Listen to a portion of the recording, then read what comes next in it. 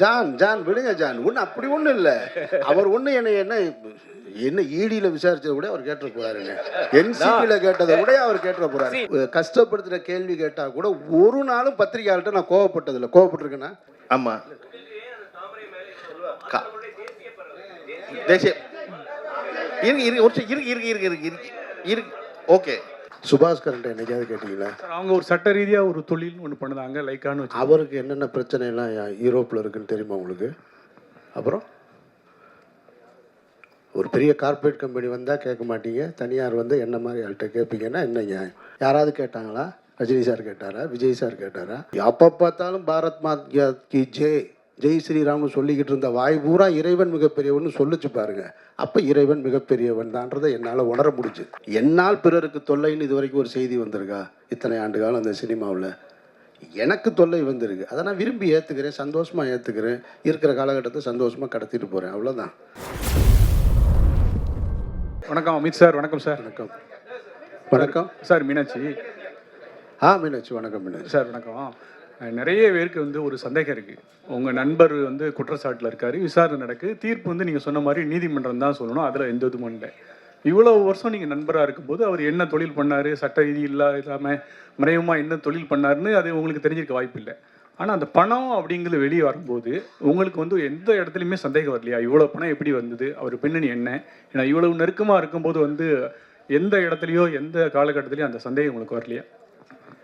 இந்த கேள்வியை லைக்காவுடைய ஓனர்கிட்ட என்னைக்காவது கேட்டீங்களா? சுபாஸ்கரன்ட்ட என்னைக்காவது கேட்டீங்களா? அவங்க ஒரு சட்ட ரீதியாக ஒரு தொழில் ஒன்று பண்ணுதாங்க லைக்கான்னு வச்சு. அவருக்கு என்னென்ன பிரச்சனைலாம் யூரோப்பில் இருக்குன்னு தெரியுமா உங்களுக்கு? அப்புறம் ஒரு பெரிய கார்ப்பரேட் கம்பெனி வந்தால் கேட்க மாட்டீங்க, தனியார் வந்து என்ன மாதிரி ஆள்கிட்ட கேட்பீங்கன்னா என்ன நியாயம்?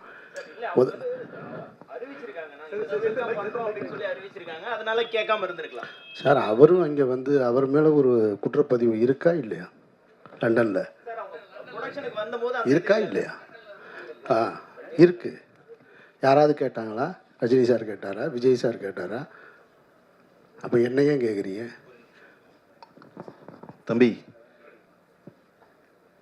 எல்லாரும் எப்படியாவது யானை எப்படி இருக்குன்னு சொல்லணும்னு ட்ரை பண்ணுறோம், கரெக்டாக? நீங்கள் தடை பார்க்குறது தும்பிக்க, நான் தடை பார்க்குற காலு, அவர் தடை பார்க்குறது வயிறு, எல்லாரும் கண்ணும் கட்டப்பட்டிருக்கு, தெரியாது.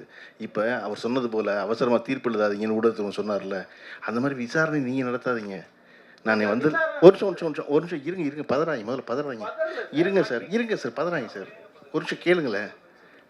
நீங்கள் வந்து அவசரமாக இப்போ சொன்னீங்க இல்லையா, அவர் சொன்ன போல் தயாரிப்பு படம் அது இருங்க, அந்த தயாரிப்பு பதிலாக சொன்னுமே சொல்லணும். உயிர் தமிழுக்குன்னு ஒரு படம், அந்த படம் முடித்த உடனே உங்களுடைய கேள்வியில் பூரா அதை நோக்கி திரும்புங்கிறதுனால அவராக முன் வந்து அதெல்லாம் சொல்கிறாரு. இப்போ மறுபடியும் ஆதம்பாவா பிரச்சனையுமா இருக்கும். டேய், என் படம் வியாபாரம் ஆகலை, கெடுக்கிறாங்கன்னு சொல்லிக்கிட்டு இருக்கேன், அதை எல்லாத்தையும் விட்டுவிட்டு இவங்க என்ன பேசிக்கிட்டு இருக்காங்க பாருன்னு அவர் மைண்ட் செட்டு பூரா இருக்கும். நம்ம ஒரு ப்ரெஸ் மீட்டை நடத்தி வச்சுக்கிட்டு இருக்கோம், இங்கே ஒரு விசாரணை நடத்திக்கிட்டு இருக்காங்கன்னு. நல்லா கேளுங்க, நாளைக்கு இன்னும் அமீர் தொடர்ந்து பார்த்துட்டே இருப்பார், நாளைக்கு தனியாக ஒரு ப்ரெஸ் மீட் வச்சு இதை பூரா நடத்தி பேசிடுவோம். இதை தொடர்ந்து பேசுனீங்க நிமிஷம் அவர் வந்து சொல்லிவிட்டோம், இதை தொடர்ந்து பேசி அது முடிவுக்கு வராத பேச்சு, புரியுதா? கிண்ணமும் அறமும் தெரிஞ்சாதான் கிண்ணம் தெரியும், அறமும் தெரிஞ்சால் கிண்ணம் தெரியுமா? ரெண்டு பேரும் மாறி நீங்கள் ஒரு கேள்வி கேட்க பதில் அவர் பதில் கிடையாது, அவர் திருப்பி ஒரு கேள்வி, பதிலுக்கு அவருக்கு ஒரு கேள்வி, இதுவே நடந்துக்கிட்டே இருக்குது கடைசியில். அதனால இப்போ என்ன வழினா, ஆதம் பாபா சொல்கிற மாதிரி, பாபா கரெக்டு தானே? ஆமாம், எப்படியாவது அடுத்த 10ஆம் தேதிக்குள்ளே மிச்ச ஏரியா வியாபாரம் பண்ணணும், இந்த படம் ஒரு காமெடி படமாக எடுத்து வச்சுருக்கோம், அந்த வேலையை பார்த்துருவோன்னு நினச்சிக்கிட்டு இருக்காரு. ஒரே ஒரு தடவை அமீர் சொல்லிட்டோம், அதை வளர்த்துக்கிட்டே இருக்காதிங்க, காரணம் முடிவுக்கு வராதுன்னு நான் சொல்கிறேன். அப்புறம் இல்லை வளர்ப்பீங்க, நான் வளங்க ஒன்றும் இல்லை, 3 மணி நேரம் உட்காந்துருந்தேன், இன்னொரு 3 மணி நேரம் உட்காந்துருக்க மாட்டேனா? நல்லா உட்காந்துருப்போம், எல்லாரும் உட்காந்துருப்போம். கேளுங்க. அப்புறம் இருக்கட்டும், படத்திலேயே இன்னொரு பிரச்சனை வச்சிருக்கீங்க. இங்க யார் முட்டி போட்டு பதவிக்கு வந்தாங்கன்றது எல்லாருக்குமே தெரியும். இந்த ட்ரைலர்லயே நீங்க சொல்லிருக்கீங்களா நேரடியா, அதுவும் அவங்க கட்சியுடைய பேரையே வச்சு நீங்க கொண்டு வந்திருக்கீங்க. சொல்ல வச்சாங்க, அதுக்கு அவர் தான் பதில் சொல்லுவார். அவர் தானே எழுத்து தயாரிப்பு இயக்கம்னு போட்டிருக்காரா இல்லையா? அவர்கிட்ட தான் நீங்கள் கேட்கணும். அமீர் சார்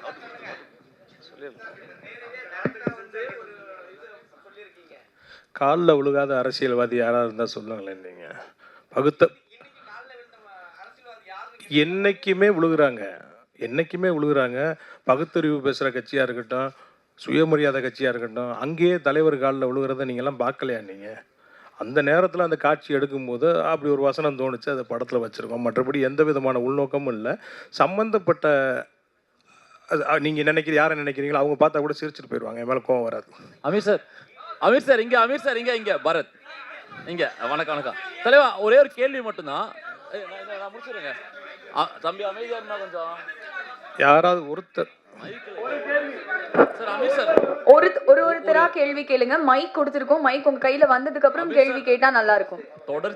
தொடர்ச்சியாக படத்துல பல தளங்கள்ல பயணப்பட்டு இருக்க அமீர் சார் கிட்ட தொடர்ச்சியா பல தளங்கள்ல பயணப்பட்டுட்டே இருக்கீங்க. ஆனா ஒரு கலைஞனுக்கு சர்ச்சையின் செல்லப்பிள்ளையா ஏதோ ஒரு பழைய படத்துல இருந்து ஒரு சர்ச்சை வருது, இல்லைன்னா புதுசா இப்போ ஒரு சர்ச்சை, நீங்களே வந்து அது கிளாரிபிகேஷன் தானே வந்து நீங்க பேச வேண்டிய கட்டாயம். இது எந்த அளவுக்கு உங்களுடைய அந்த கலை அதை நீங்க கான்சென்ட்ரேட் பண்ணக்கூடிய விஷயங்கள்ல பாதிப்பு ஏற்படுத்துது? அது எப்படி உங்களை நீங்க சமரசம் இல்லாத என்னுடைய வாழ்க்கை தான் எனக்கு இவ்வளோ பெரிய சிக்கலை கொடுக்குறதா நான் நம்புகிறேன். நான் யாரோடையும் சமரசம் செய்ய தயாராக இல்லை. அதனால் எனக்கு சிக்கல் இருக்குது. அதை நான் விரும்பி ஏற்றுக்கிறேன், அவ்வளோதானே. இதில் என்ன இருக்குது? நான் பிறருக்கு தொல்லை தரேனா பாருங்கள். என்னால் பிறருக்கு தொல்லைன்னு இது வரைக்கும் ஒரு செய்தி வந்திருக்கா?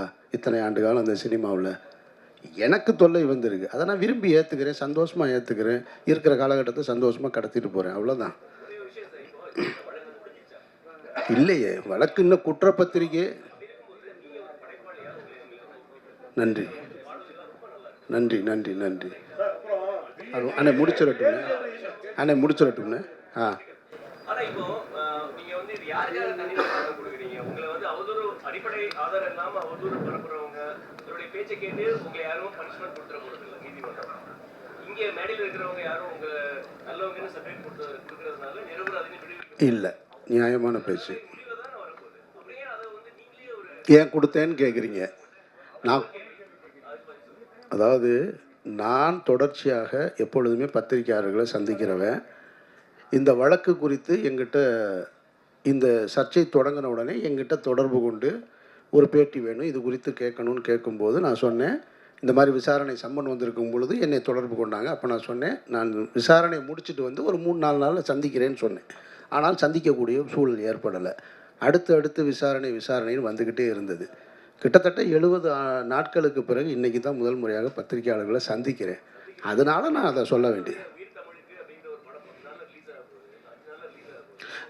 நீங்கள் ஏன் தண்ணியில் விளக்கம் கொடுத்தீங்கன்னு கேட்குறீங்க. கொடுத்ததுக்கப்புறமும் 4 கேள்வி மிச்சம் இருக்குது பாருங்கள்.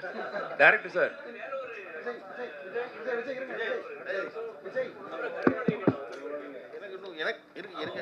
நான் சும்மா வாழ்த்த வந்த இடத்துல என்னை மாப்பிள்ளை ஆக்காதீங்க. நீங்க யாரு? Director sir. ஆமா, தேசிய இருக்கு. ஓகே, உங்களுக்கு என்ன படம், என்ன மலர் பிடிக்கும் உங்களுக்கு? இல்லை சார், உங்களுக்கு பிடிச்ச ஒரு மலர். எனக்கு மல்லிகைப்பூ பிடிக்கும் சார். எனக்கு மல்லிகைப்பூ ரொம்ப பிடிக்கும். இருங்க சார், எனக்கு மல்லிகைப்பூ, எனக்கு மல்லிகைப்பூ ரொம்ப பிடிக்கும். அதனால டைரக்டர் சார் ஒரே ஒரு क्वेश्चन உங்கள்ட்ட சார். ஏன்னா காசி ஆனந்தனுக்கு அது இருந்துச்சு, அதனால எனக்கு அது இருக்கு. காசி ஆனந்தனுக்கு இருக்கு, அது காசி ஆனந்தன் எழுதுனது. நான் கூட சொன்னது. டைரக்டர் சார், படத்தை வந்து பிஸ்னஸ் பண்ண விடலன்னு சொல்லி நீங்கள் சொல்லியிருந்தீங்க. உங்கள்கிட்ட ஒரு ஆடியோ இருக்குன்னு வேற சொல்லியிருந்தீங்க. அதை நீங்கள் இப்போ சொன்னதே வந்து பெரிய சர்ச்சையாகும். இப்போ இதை பற்றி பேசுவாங்க யாராக இருக்கும் என்னன்னு. அதை நீங்கள் ஓப்பனாக சொல்லிட்டீங்கனாலே அது முடிஞ்சிடும்ல. இப்போ யார் இவங்க தான் எங்களுக்காண்டி இது படத்தை வெளியிட பிரச்சனை பண்ணுறாங்க அப்படிங்கிற மாதிரி. நான் யாரையும் பேரை குறிப்பிட்டு சொல்லலை. சம்மந்தப்பட்டவங்க ஒரு வேளை பதில் சொன்னாங்கன்னா நான் அதை வெளியிடுறேன். நான் என்கிட்ட இருக்கு, தனியாக வாங்க வெளியே, உங்களுக்கு தனியாக காட்டுறேன். டைரக்டர் சார் உங்களுக்கு ஒரு क्वेश्चन. டைரக்டர் சார், படம் இது பண்ணாங்க, கண்ணகி படம் காமிச்சதுக்கே தூக்கிட்டாங்க. ஆனா நீங்க பிரபாகரன் போல்டா வச்சிருக்கீங்களே, சென்சார் போர்டு கேட்கலையா? இல்லை, கேட்டிருக்காங்களே, ஒரு இடத்துல கட் பண்ணியிருக்காங்களே. சென்சார் போர்டு வந்து அந்த பாடல் காட்சியில் அந்த சீருடையோடு இருக்கிற மாவீரன் பிரபாகரன் அவர்களுடைய புகைப்படத்தை சென்சார் பண்ணியிருக்காங்கல்ல. இது வெளியில் இருக்குது, படத்தில் கட் பண்ணியிருக்காங்க. சார் தமிழ்நாட்டில் அத்தனை அரசியல்வாதிகள் இருக்காங்க. உங்களுக்கு தான் இங்கே அரசியல்வாதி இருக்காங்க. ஏடிஎம்கே சைடில் வந்து 2 பேர் போட்டிங்க. அண்ணா இருக்கார், பேரறிஞர் காமராஜர் இருக்காங்க, சரிங்களா? காமராஜர்லாம் இருக்காங்க. அவர்களெலாம் விட்டு பிரபாகரன் ஃபோட்டோ போட காரணம் என்ன? ஏன்னா கட்ட விட்டு, ஏன்னா அவர் ஃபோட்டோ போட்டாவே யூடியூப்பில் மறைக்கிறாங்க, எல்லா சேனல்ஸ்லேயும் வந்து கட் பண்ணுறாங்க, எல்லா பிரச்சனையும் வருது. தெரிஞ்சும் நீங்கள் போட்டிங்களா? என்ன காரணமாக இருக்கும்? அண்ணா காமராஜரை ஏன் போடலன்னா அப்போ நம்ம பிறக்கவே இல்லை. அதனால் நமக்கு தெரிஞ்ச தலைவர் இவங்க அதை நம்ம போட்டிருக்கோம். ஐயா பிரபாகரனை போட்டது 1000 கைகள் மறைத்து நின்றாலும் ஆதவன் மறைவதில்லைங்கிற மாதிரி அவரோட புகழை யாராலையும் எந்த காலத்துலையும் மறைக்க முடியாது. அப்படி ஒரு வேளை இப்போ ஐயா பிரபாகரனை வந்து இருக்காருங்கிறதுனால நாங்கள் போட மாட்டோம்னா பரவாயில்ல. தனித்தனியாக தானே இருக்காங்க, பக்கத்தில் இருந்தாலும் தனித்தனியாக தானே இருக்காங்க. அமீரண்ணே உங்களுக்குண்ணே அமீரண்ணே இது வந்து படத்தை தாண்டி தான். ஆனால் இது வந்து ஒரு உங்களுக்கு கேட்ட ஒரு கொஸ்டின். உங்களுக்கு நிறைய விமர்சனம் பண்ண ஒரு விஷயம். ஒருத்தர் காலையில் இது ஆகிட்டாரு, ஆக்சிடென்ட் ஆகிடுச்சு. அதை நீங்கள் எப்படி பார்க்குறீங்க? நான் இறைவன் மிகப்பெரியவன்னு பார்க்குறேன். நான் வேற எப்படி பார்க்க முடியும்? இதில் ரொம்ப முக்கியமானது என்னென்னா, இந்த இறைவன் மிகப்பெரியவன்ற வார்த்தை வந்து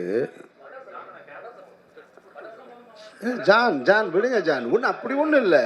அவர் ஒன்று என்ன ஈடியில் விசாரிச்சதை கூட அவர் கேட்டுற போறாருங்க, என்சிபியில் கேட்டதை கூட அவர் கேட்டுற போறாரு. நான் முடிச்சுக்கிறேன். உங்களுக்கு ரொம்ப ஃபேவரபிளா தான் நான் பேசுறேன். எனக்கு தெரியும், நான் பேசுறது ரொம்ப கரெக்டா பேசுறேன். யாரோ ஒரு நிமிஷம் என்னை பேச விடுங்களேன். சொல்லுங்க, நான் சொல்றது கேளுங்க. நீங்க என்னை கஷ்டப்படுத்துகிற கேள்வி கேட்டால் கூட ஒரு நாளும் பத்திரிகையாளர்கிட்ட நான் கோவப்பட்டிருக்கேன்னா ஒரு நிகழ்வு காட்ட முடியும். நம்ம படத்தை பற்றி ஒன்று கேட்குறேன் இருங்க, நான் முடிச்சிடுறேன். இந்த அவர் சொன்னார் இல்லையா, நான் இறைவன் மிகப்பெரியவன் சொல்லி எனக்கு இறை நம்பிக்கை இருக்குது. நான் சொல்கிறேன், அவர் பெரியாரிஸ்ட், அவர் சொல்கிறாரு இறைவன் என்பது பொது சொல் தானே. உங்களுக்கு இறைவன், எனக்கு இறைவன், யாருக்கான கடவுள் நம்பிக்கை இருக்கவனுக்கு இறைவன் மிகப்பெரியவன். நான் ஒன்றும் அதை அரபு சொல்லவும் இல்லை. கேலியும் கிண்டலுமாக அதை யூடியூப்பில் உட்காந்துக்கிட்டு இறைவன் மிகப்பெரியவன் தெரியுமா அப்படி எதுக்கு ஒரு இறைவன் மிகப்பெரியவன் அப்படின்னு ஆப்போசிட்டில் ஒருத்தர் நக்கலுமா. எனக்கு என்ன தோணுச்சுன்னா, அப்போது ஒன்று மட்டும் எனக்கு தெளிவாக புரிஞ்சுது. அதை நான் இங்கே அரசியலாக பதில் சொல்லித்தான் ஆகணுன்றதுனால சொல்கிறேன். எப்போ பார்த்தாலும் பாரத் மாதா கி ஜெய் ஸ்ரீராம்னு சொல்லிக்கிட்டு இருந்த வாய் பூரா இறைவன் மிகப்பெரியவன் சொல்லிச்சு பாருங்க. அப்போ இறைவன் மிகப்பெரியவன் தான்றதை என்னால் உணர முடிஞ்சுது. அதுதான் நீங்கள் கேளுங்க. நான் ஒன்று கேட்டு நீங்கள் பதில் சொல்லி கைதட்டும் போது இது வேற மாதிரியான ஒரு விஷயம். அதெல்லாம் ஒன்றும் இல்லை, நான் கேளுங்க. பரவாயில்ல, படத்தை பற்றி ஒரே ஒரு வாங்க கேளுங்க. அதம்பாவ டைரக்டர் தான் டைரக்டர். படம் வந்து ஒரு காமெடி, அதாவது பொலிட்டிக்கல் சட்டையர் அண்ட் காமெடி அரசியல் அப்படின்ற மாதிரி ஒரு விஷயம் சொன்னீங்க. ஆனால் பேனரில் வந்துட்டு பின்னாடி எல்லாருமே இருக்காங்க, அவங்க எல்லாம் காமெடி அரசியல் பண்ணுவாங்களா? இன்னைக்கு எல்லா தலைவர்களையும் வச்சுக்கிட்டு இங்கே இருக்கிற அரசியல்வாதி பூரா காமெடி தானே பண்ணிட்டு இருக்காங்க. யார் அரசியலுக்கு வந்தாலும் பின்னாடி தலைவர்கள் வைக்கிறது வழக்கம் தானே. என்னோட ஹீரோ என்ன அரசியல் பண்றாருன்னு படத்துல பாருங்க. இது ஒரு கம்ப்ளீட், இது ஒரு காமெடி படம். இது ஒரு காமெடி படம். அதை மைண்டில் வச்சுக்கிட்டு படம் பாருங்க. அதுக்கு மேலே உங்களுடைய விமர்சனத்தை உங்களுக்கு பிடிச்சிருக்கு பிடிக்கலன்னு நீங்கள் பேசுங்க.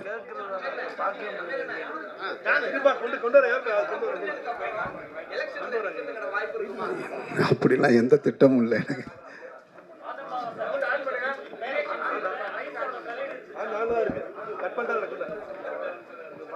அவருடைய அறிவுரை இருந்தது, நான் மனப்பூர்வமாக ஏற்றுக்கிட்டேன், கேட்டேன், அதை நான் செஞ்சுருக்கேன். ஹலோ சார், இந்த பக்கம் சார், இந்த பக்கமும் கேள்வி கேட்க நிறைய பேர் இருக்காங்க சார். உங்களுடைய இடது பக்கத்துலையும் கேள்வி கேட்க நிறைய பேர். படம் பாருங்க சார், மைக் இப்போதான் கிடைச்சிருக்கு. இப்போவே எல்லாம் சொல்லிட்டா. அதாவது உயிர் தமிழுக்குன்ற டைட்டில் என்னை யாராவது அடிக்க வந்து ஐயா காப்பாற்றுங்கன்னு தமிழ் தான் சொல்கிறேன். பசிச்சா அம்மா சோறு போடுன்னு தமிழ் தான் சொல்கிறேன். என்னோட தாய்மொழி அது. எங்கேயோ இருந்து வடநாட்டிலேருந்து வந்து இங்கே நம்ம பிரதமர் வந்து தமிழன்னா பிறக்கலைன்னு எனக்கு வேதனையாக இருக்குன்றாரு. நம்மளுடைய மொழி, நம்மளுடைய கவிதையும் கற்பனையும் கலையும் நம்ம தாய்மொழியில் தான் அது வரும். அதனால் டைட்டில் பாருங்கள், தமிழ், நாங்கள் தமிழோட விளையாடி இருக்கிறோம், கொஞ்சி இருக்கிறோம், கெஞ்சி இருக்கிறோம். நீங்கள் படம் பாருங்கள், உங்களுக்கு தெரியும், நீங்களும் அதை செய்வீங்க சார்.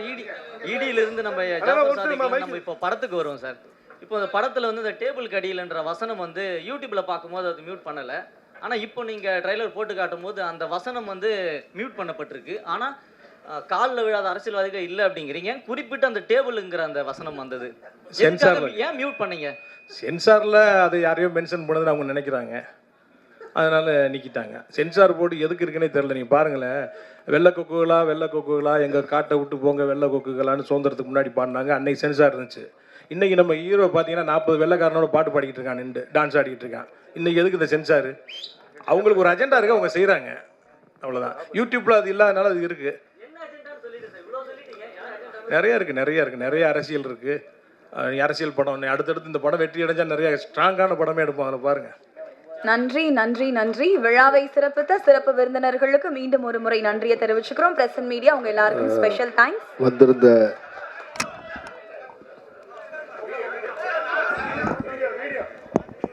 பின்னாடி வீடியோ ரெக்கார்ட் ஆயிட்டு இருக்கு, அதனால ஃப்ரண்ட் ரோல இருக்கவங்க கொஞ்சம் உட்கார்ந்துக்கோங்க. வந்திருந்த அனைத்து ஊடகத்துறை சகோதரர்களுக்கும் நண்பர்களுக்கும் எங்கள் திரைப்பட குழுவின் சார்பாக எங்களுடைய நெஞ்சார்ந்த நன்றிகளை தெரிவித்துக் கொள்கிறோம். படம் பாருங்க, உங்களுக்கு பிடிச்சிருந்தா உங்களுக்கு என்ன தோணுதோ அதுதான் விமர்சனம். உங்களுக்கு நல்லா இருக்குன்னா நல்லா இருக்கு, நல்லா இல்லைன்னா நல்லா இல்லை, அவ்வளோதான். நன்றி. மீண்டும் ஒரு விழாவில் சந்திப்போம். நன்றி.